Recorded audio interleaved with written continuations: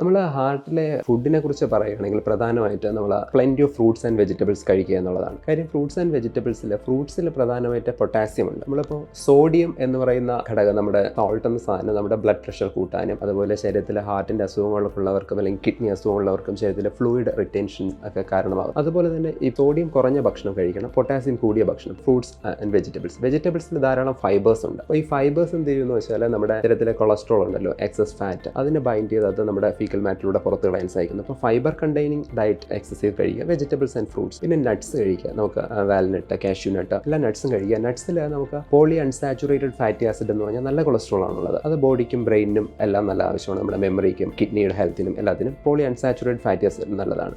Saturated ഫാറ്റാണ് ശരീരത്തിന് ദോഷം, നമ്മുടെ രക്തക്കുള്ളിൽ അടിയുന്നത് സാച്ചുറേറ്റഡ് ഫാറ്റാണ്. അപ്പോൾ fruits and vegetables along with nuts, പിന്നെ ധാരാളം ലെഗ്യൂംസ് എന്ന് പറഞ്ഞാൽ ബീൻസ്, പയറുവർഗ്ഗങ്ങൾ ധാരാളം ഇൻക്ലൂഡ് ചെയ്യേണ്ടതാണ്. അതിൽ പ്രോട്ടീൻസ് ആണ്, അതുപോലെ ഫൈബർ ഉണ്ട്.